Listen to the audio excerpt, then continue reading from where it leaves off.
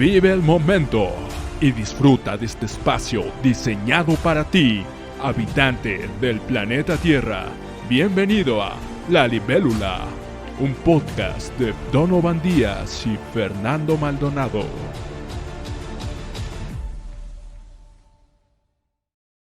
Algunas veces deberás morir un poco para renacer y levantarte de nuevo en una versión más fuerte y más sabia de ti.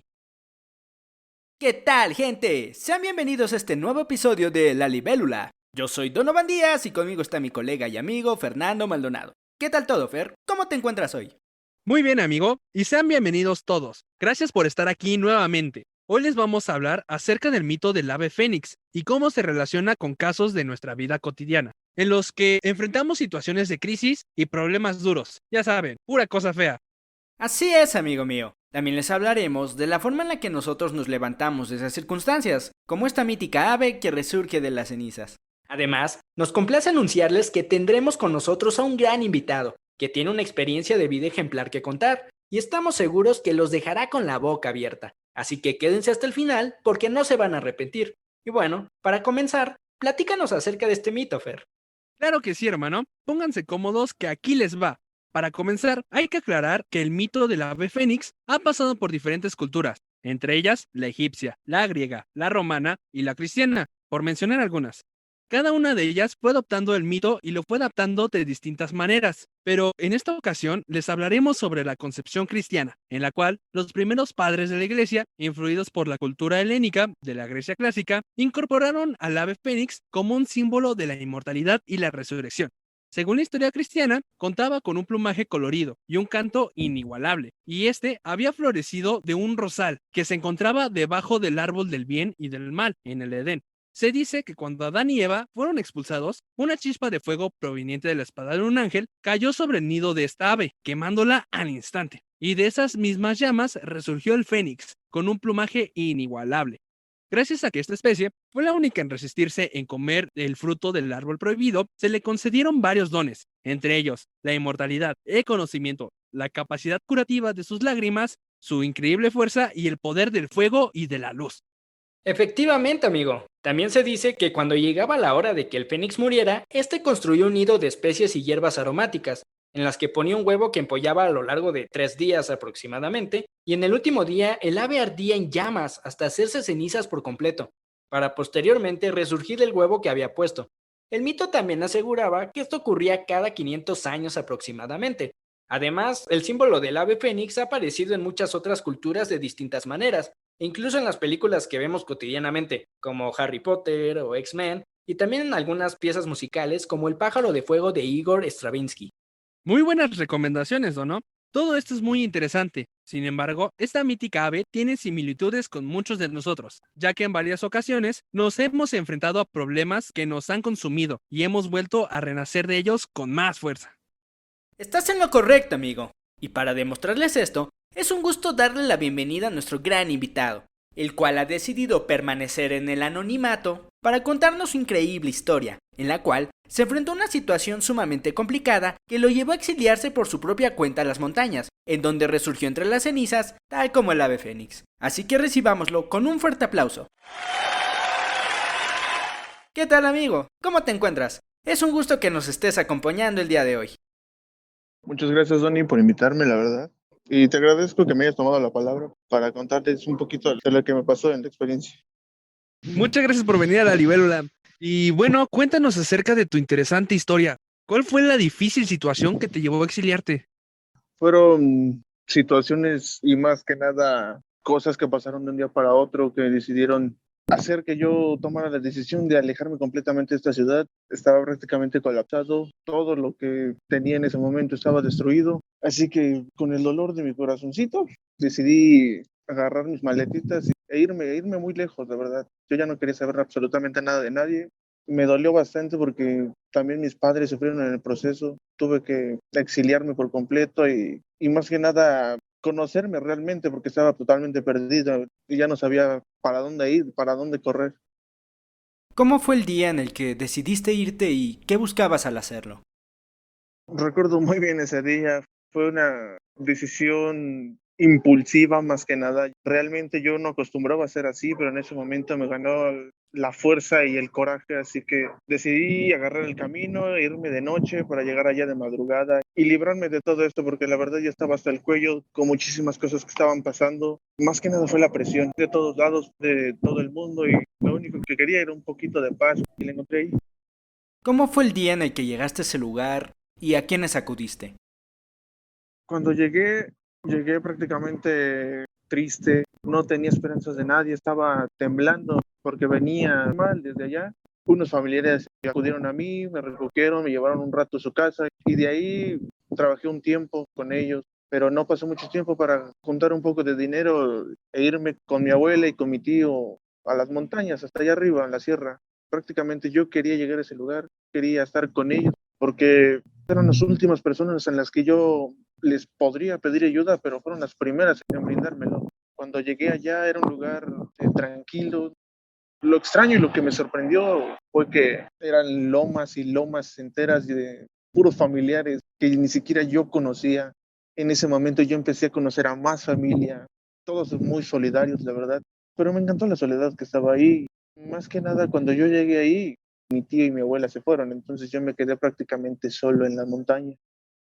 ¿Y en qué parte de la República fue a donde te fuiste? Yo me fui a la Sierra de Oaxaca, específicamente a Cuatro Venados. Es muy tranquilo, no es muy concurrido, pero es muy agradable, la verdad. Y me gustó bastante. ¿Y cuál era tu rutina en ese lugar? ¿Qué hacías diariamente? ¿O cómo sobrevivías? Mi rutina básicamente cuando me dejaron solo era cuidar ese lugar. Era un terreno enorme, tenía esa hermosa vista, como estaba hasta arriba, veía toda la ciudad. Aprendí a sobrevivir ahí, lo poquito que se pueda llamar a sobrevivir. Lo que encontrabas para comer era tu plato del día, la verdad. Y así pasaron semanas, días. Solo estaba yo, mi perro y mi fusil, era un calibre 22. Con eso era con lo que me defendía contra los coyotes, la verdad. Era interesante estar ahí también. Wow, ¿y qué hacías diariamente? Diariamente me levantaba a las 6, 5 de la mañana a llenar los botes de agua, tenía que ir y tomar agua de un pozo, iba con mi perro y si me daba tiempo, si no estaba haciendo demasiado frío, pues me encargaba de limpiar la cosecha, de recolectar algo para comer. Ahí lo que esté verde, lo que se pueda comer, se lleva al plato. Había días en los que sí había mucha o poquita comida, pero tenía que compartirla también con mis perros. Y de vez en cuando iba a otros pueblos un poquito lejos. La verdad ya me hacía caminando como 4 horas, tan solo para comprar un poquito de pan, porque ese lugar está prácticamente exiliado. Las carreteras están horribles y es muy difícil el acceso. Amigo, imagínate que los que nos están escuchando desde luego no conocen el sitio. ¿Tú cómo se lo describirías a una persona que nunca ha estado ahí?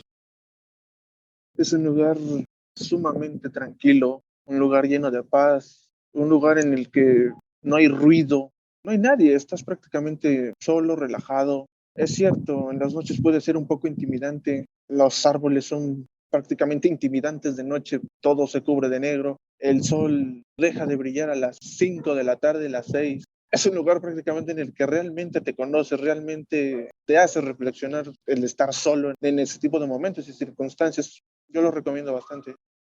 ¿Qué es lo que más te atemorizaba de estar ahí? Pues había muchas cosas, cosas que te dice la gente, cosas que te dicen tus parientes.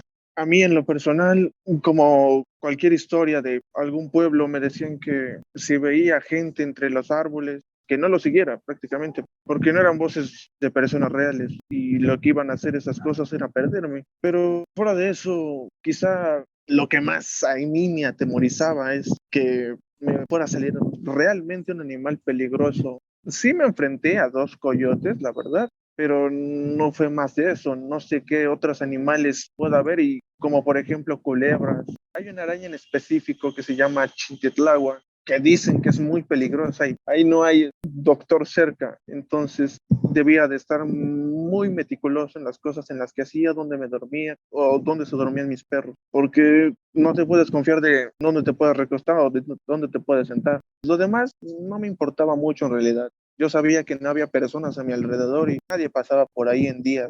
No pasaba ni un carro por ahí en días. Y nunca vi nada más, nunca tuve miedo. ¿Cuáles fueron tus momentos de crisis y cómo los sobrellevaste? Hubo dos momentos en los que fueron claves. El primero fue cuando estaba sumamente triste, estaba sumamente destrozado. También estar solo en ese tipo de lugares y traer ese tipo de problemas no es sano. Por mi mente pasaba cosas horribles. No dejaba de ver a mi fusil, no dejaba de ver a mi pequeño revólver y no dejaba de pensar en terminar de una vez con eso. Ya estaba prácticamente solo, pero me mantuve en esa ansiedad que tenía en ese momento. Todavía estaba temblando, todavía estaba nervioso, todavía estaba un poco desconfiado de todo y logré sobrellevarlo, logré calmarme, recé muchísimo, la verdad, y quizá el segundo momento fue cuando milagrosamente estaba mi tío conmigo, llegó a ver cómo estaba, se quedó 2 días ahí conmigo, pero curiosamente el segundo día a mí no me deja dormir un dolor enorme en mi brazo izquierdo. Yo no dejaba de dar vueltas, me dolía horrible, me dolía muy fuerte el pecho, ya no sabía dónde meterme del dolor, así que lo único que hice fue pararme, encender fuego y sentarme junto a mis perros, porque ya no me calentaba nada. Fue un día horrible, la verdad. El dolor era insoportable y más de madrugada y no sabes hacia dónde correr, hacia dónde acudir. Afortunadamente estaba mi tío para ayudarme en ese momento. Wow. ¿Y cuál fue el punto de quiebre que te hizo reencontrarte a ti mismo y resurgir como el ave fénix? ¿Cuáles son esas lecciones más significativas que aprendiste allí, aislado en las montañas? Fueron bastantes, principalmente después de intentar esa estupidez con el rifle. Me calmé y lo único que se me ocurrió en ese momento fue agarrar icónicamente la Biblia. Realmente yo no sabía leer la Biblia, ni siquiera sé cómo hacerlo, pero empecé a leer. Y en el momento en el que hago eso, empiezo a encontrar un poco de calma. Y pasaban los días y me calmaba un poco más y un poco más.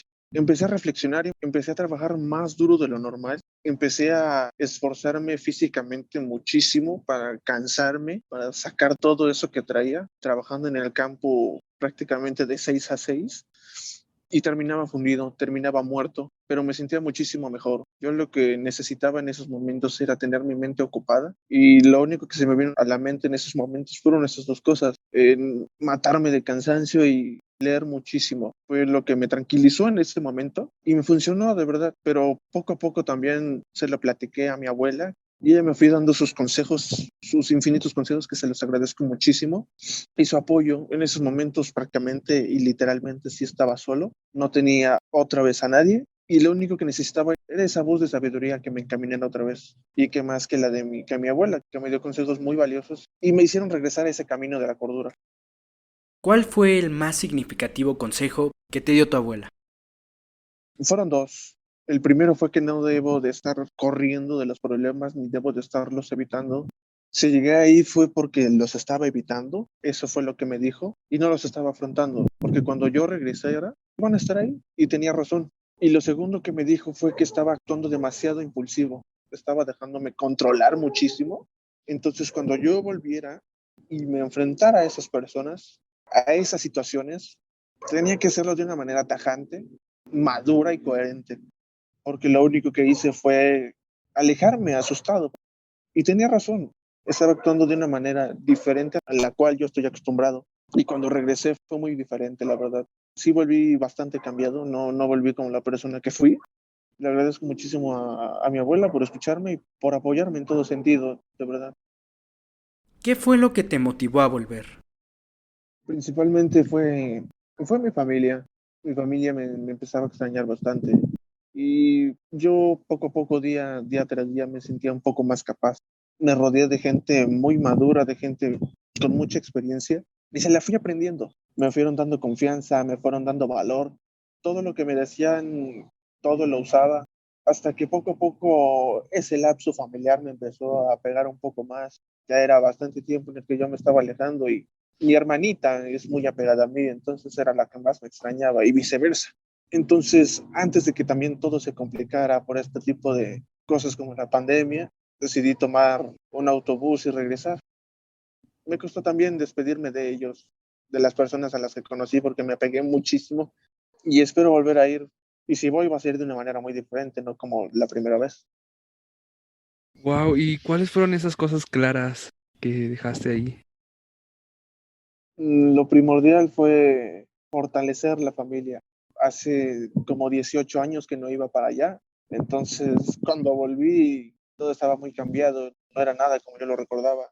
Incluso llegué a vivir ahí cuando estaba niño, pero la gente cambia y afortunadamente mi familia cambió para bien, una familia muy hermosa, fortalecimos los lazos muchísimo, pero lo que dejé claro es el amor que le tengo a mi abuela, ese amor que jamás se ha ido, ese amor de madre que le da a todos sus hijos, a todos sus nietos. Y yo no fui la excepción y se lo agradezco muchísimo a Dios el poderla tener todavía conmigo y se lo agradezco muchísimo.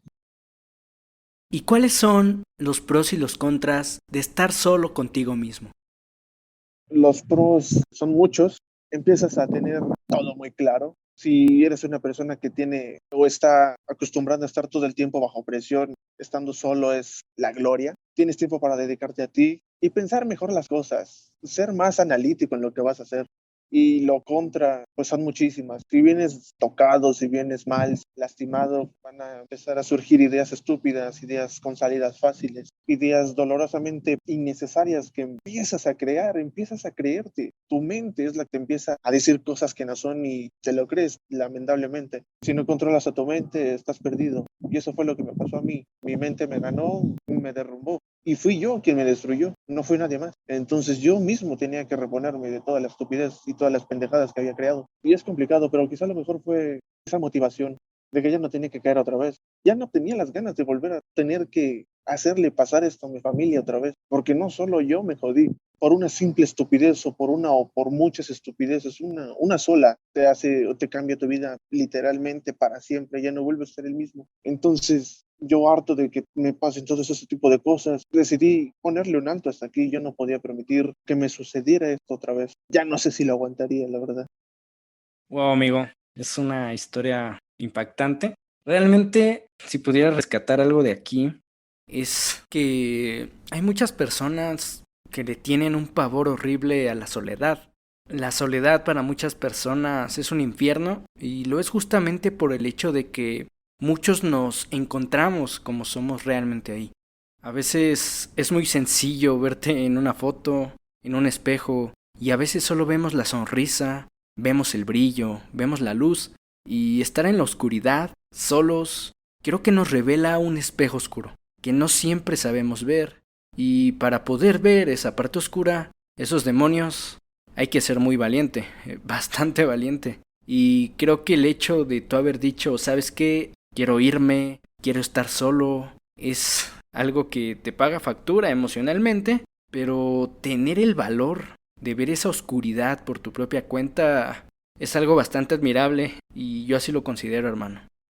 voy a rescatar algunos puntos importantes que mencionaste, que creo que son muy valiosos para todos los que nos están escuchando. Una de estas lecciones es afrontar las cosas, no huir de ellas. Creo que eso es muy importante. Muchas veces escapamos de las cosas, no queremos afrontarlas, buscamos la salida fácil, pero creo firmemente que en esta vida todo hay que afrontarlo de frente y con la espada bien afilada, ¿no? Otra lección muy importante es no actuar impulsivamente. Nos mencionabas justamente eso y cuando dejamos que la mente nos domine, que esas emociones afloren, somos muy vulnerables y desgraciadamente a veces en ese actuar no solo nos lastimamos a nosotros, ¿no? A veces las emociones son tan duras que terminamos sangrando sobre personas que pues realmente nos importan y queremos. Hay que aprender a hacerlo, indiscutiblemente. Otro de los pros que aquí anoté es cuando tú nos decías que estar solo te da claridad y te permite ser analítico. Y sí, tienes muchísima razón en eso, porque cuando estamos rodeados a veces de personas nos aportan cosas positivas, negativas, pero estar contigo mismo y tener esa claridad porque nadie más sabe qué es lo mejor para ti. Cuando decías que tener tiempo para ti es muy valioso, también es muy importante. Creo que ahí encontramos nuestras grandes virtudes, nuestras fortalezas, que desgraciadamente por el miedo a estar solos a veces no las vemos. Dentro de los contras que decías, que era estas ideas oscuras que a veces suelen rondar en la cabeza de todos, también creo que es una lección y la valentía que tú tuviste de estar solo, de ver un arma, créeme que probablemente muchos hemos pasado por esa situación crítica de no saber qué hacer, de decir, diablos, ahorita qué fácil, ¿no? A veces es la salida de decir, me voy de este mundo y se acabaron las dificultades. También es algo muy importante. Una de las mejores lecciones que nos dices es ese de dominar tu mente. Dominar tu mente. A veces la mente creo que nos juega pasadas muy, muy cañonas. A veces creemos que estamos en el lugar adecuado, que estamos haciendo lo correcto y pues desgraciadamente no es así. Es muy importante que aprendamos a dominar nuestra mente y tener cordura. Y bueno, amigos, si ya no tienes algo más que comentar, Fer, pues no me queda más que darles las gracias aquí a mi compañero por venir y compartirnos esta gran historia. En verdad valoramos mucho que te hayas tomado este tiempo, el valor para hablarnos de esto, porque sabemos que es algo complicado. Pero antes de irnos, me gustaría saber qué le dirías tú a todas esas personas que están pasando por momentos difíciles y sienten que ahora todo está perdido. ¿Qué les aconsejarías para salir adelante siendo tú un testimonio de esta superación? Principalmente calmarse ante la situación más cabrona que tengan. Siempre debes de tener la cabeza fría, debes de analizar qué es lo que vas a hacer, qué es lo que vas a decir, porque todo tiene consecuencias. Todas las cosas que hagas a partir de ese momento en el que estás cruzando esa línea delgada, tiene que ser con mucho cuidado. Principalmente no estar solo, porque uno se siente prácticamente que está solo en el mundo y se hace la víctima y no, nada de eso. Tiene que ser fuerte y tiene que ser conciencia de que la vida nunca va a ser color de rosa y que van a pasar momentos sumamente horribles. Pero ni modo, así es. A unos le tocan momentos más suaves, a otros no. Pero el chiste es no dejarse caer, pero más que dejarse caer, no dejarse tirado en el piso, no dejarse en el fondo del pozo, en el hueco. Yo, el consejo que les puedo dar es, crean en sí mismos, busquen ayuda profesional y cuéntenlo. Si tienen la oportunidad de acercarse a alguien que tengan mucha confianza, adelante. Porque es horrible callarse cosas, es horrible quedarse cosas. Y a veces uno por sentirse fuerte siente que no necesita ayuda de nadie, pero es muy, muy equivocado eso. Siempre necesitamos ayuda de alguien. Entonces no estamos solos, nadie está solo. Y creo que eso sería lo más importante que yo les podría decir. ¿Tú podrías decir que renaciste más fuerte de las cenizas?